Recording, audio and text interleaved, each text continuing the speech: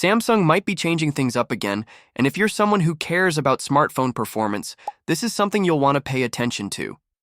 A new report out of South Korea hints that the upcoming Galaxy S26 series could bring back a decision that users weren't exactly thrilled about in the past, using different processors depending on where you live.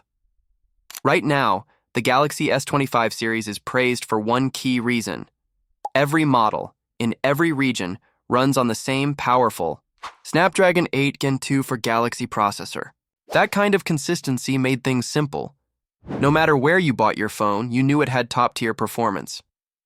But that might change with the S26 lineup. The new report suggests that Samsung could go back to splitting its chip strategy, meaning some phones will run on Snapdragon and others on Samsung's own Exynos chip. The Galaxy S26 Ultra will likely continue using Snapdragon across all regions, but the regular Galaxy S26 and S26 Plus might not be as straightforward.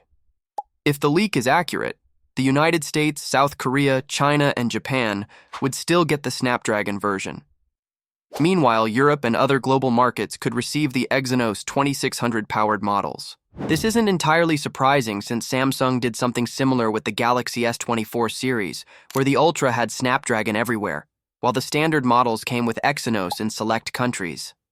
That split wasn't very popular. Many users complained that the Exynos versions didn't perform as well. They were often slower, less efficient, and had issues with battery life and heat compared to their Snapdragon counterparts. That's why the Galaxy S25 series was such a welcome change. Finally, everyone got the same performance no matter the region. So if Samsung goes back to a mixed chip setup for the S26, it could leave a lot of people disappointed. Of course, nothing is official yet. Samsung had originally planned to use the Exynos 2500 in the S25 series, but due to production problems, they had to drop that idea. If those issues are now fixed, the company might feel confident enough to bring the Exynos 2600 into next year's phones. But whether or not it matches up to Snapdragon's performance remains to be seen. At the same time, there's another big change happening in Samsung's foldable phone lineup. It looks like we'll be getting two versions of the Galaxy Z Flip 7 this year, a standard model and a more affordable Fan Edition, or FE. Both of these are expected to use Exynos chips, regardless of where they're sold. The FE version will likely run on the Exynos 2400, which was used in some Galaxy S24 models. The regular Flip 7 might be powered by the Exynos 2500, which never made it into the S25 lineup, but could be ready now. For people in markets like the US or China, where Snapdragon chips have always been the norm in premium phones, this could be disappointing. Many users trust Qualcomm's chips because they've consistently delivered faster speeds and better battery life. The idea of not getting a Snapdragon version at all may not sit well with everyone. On the other hand, the Galaxy Z Fold 7 is expected to stick with Snapdragon globally, just like the S25 Ultra. That's good news for anyone looking for a foldable with the best performance possible. The whole situation could end up being pretty confusing for buyers. Most people don't want to compare processors or check region-specific specs. They just want a reliable phone that performs well.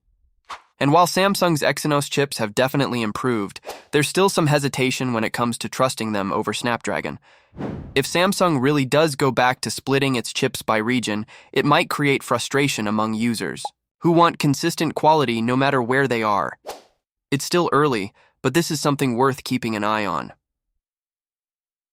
If you enjoyed this update, don't forget to like the video and subscribe to our channel for more news on Samsung's upcoming phones and tech updates. It's expected to be lighter but still packed with power. If you're hoping for giant batteries like the 6,000 mAh ones seen in some Android phones, you might be disappointed.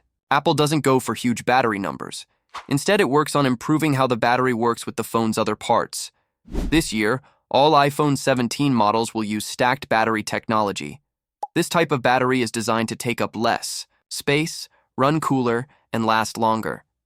That means even without increasing the size, your phone could stay alive longer throughout the day. Another smart change has to do with repairs. Apple plans to use something called electric adhesive to hold the battery in place. Unlike older glue, this new adhesive responds to a small electric current and makes the battery easier to remove. That's good news if you ever need to replace your battery. It should be quicker, safer, and less messy for repair centers. Battery life will also get a solid boost from the chips used in these phones. The regular iPhone 17 and 17 Air will run on the A19 chip, while the Pro and Pro Max will use the A19 Pro. These chips might be built using either a 3nm or 2nm process. Smaller chips are more efficient, which means they can do more while using less power. That helps the battery last longer without needing to be recharged as often. Besides the chip, other parts are also being upgraded to use less energy. Apple is introducing a new display technology known as M14 OLED panels. These screens will look great and consume less power. On top of that, the updated 5G modem is expected to be more efficient, which means your phone won't drain as quickly when using mobile data. Charging speed isn't getting a major upgrade, though. Apple is expected to stick with similar speeds to the iPhone 16, about 27 to 30 watt wired charging. That's fast enough to fully charge your phone in roughly an hour and a half.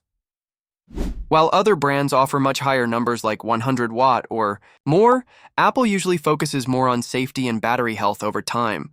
Wireless charging will still be supported at up to 15 watt using MagSafe, but the exciting addition this year could be reverse wireless charging. This feature would let you use your iPhone to charge smaller devices like AirPods or an Apple Watch by placing them on the back of the phone. It may only be available on the Pro and Pro Max models, and the speed might be around 7.5 watt. Not super fast, but still useful in a pinch. All iPhone 17 models will support USB-C with USB power delivery.